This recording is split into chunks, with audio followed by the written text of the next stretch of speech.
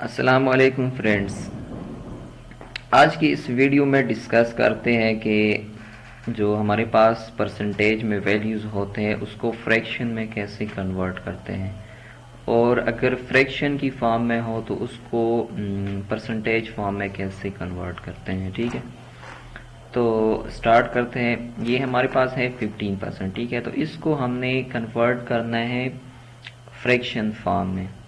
तो आपने ये हमेशा याद रखना है कि जब भी आपने किसी वैल्यू को परसेंटेज के फॉर्म से करना हो फ्रैक्शन में, तो आपने सिंपली उस वैल्यू को आपने 100 से डिवाइड कर देना है। सिंपली उसको 100 से डिवाइड कर देना है। ठीक है, फिर अगर आगे वो सिंप्लीफाई होता है तो उसको आप सिंप्लीफाई कर दो। जैसे ये देखें, 15 को 100 से डिवाइड किया है। ठीक है, तो ये जो है, अगर हम 5 से ये दोनों वैल्यूज डिवाइड कर दे तो ये हो जाते हैं। ठीक है, 5 3 जार 15 और 20 से 5 को मल्टीप्लाई कर दो तो 100 आ जाता है। ठीक है, तो ये हमारे पास सिंप्लीफाई हो गया है। अगर ये सिंप्लीफाई नहीं होता, मतलब इसकी कटिंग नहीं होती, तो बेशक उसी तरह आप रहने दे। ठीक है, वो भी ठीक होगा, लेकिन अगर सिंप्लीफाई हो जाता है तो आप उसको कर दे। ठीक है, तो ये हमारे पास फ्रैक्शन के फॉर्म में कन्वर्ट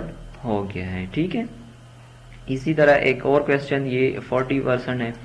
इसको भी अगर हम फ्रैक्शन में कन्वर्ट करना चाहते हैं तो 100 से डिवाइड कर देंगे। सिंपली 100 से डिवाइड कर देते हैं। ठीक है, तो इसकी भी कटिंग हो जाएगी। सबसे पहले आपने क्या करना है कि इसको डिवाइड करना है आपने 5 से। ठीक है, तो 5 8 जार 40। ठीक है, और इसको भी 5 से आपने कर देना है, तो ये 5 20 जार 100। ठीक है, तो ये हमारे पास 20 आ गया। फिर ये आगे और भी सिंप्लीफाई हो जाता है, तो इसको और भी सिंप्लीफाई कर दो। 4 से जो है इनको कर दो मल्टीप्लाई। 4 2 जार 8। ठीक है, तो ये हमारे पास 2 आ गया, और 4 5 जार 20। ठीक है, तो ये 2/5 हमारे पास फ्रैक्शन की फॉर्म में आ गया है। ठीक है, अब हम कुछ क्वेश्चंस जो है देखते हैं कि फ्रैक्शन के फॉर्म से परसेंटेज में कैसे कन्वर्ट करते हैं।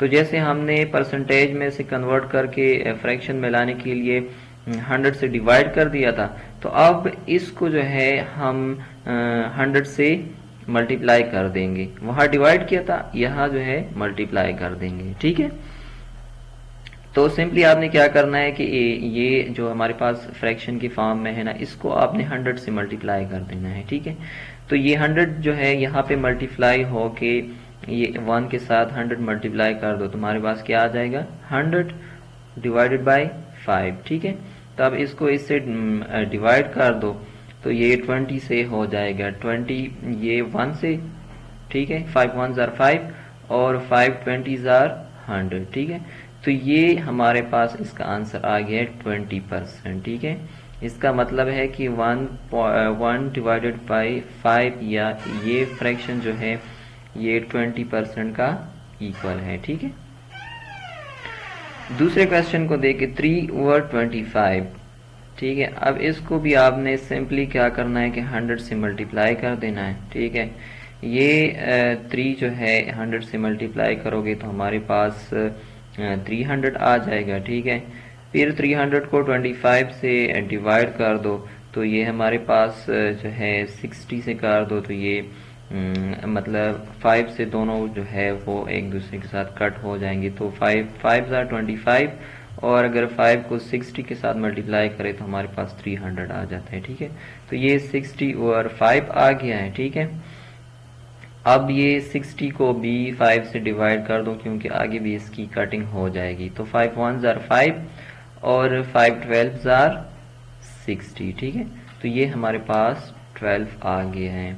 ठीक है, ये भी कन्वर्ट हो गया परसेंटेज फॉर्म में।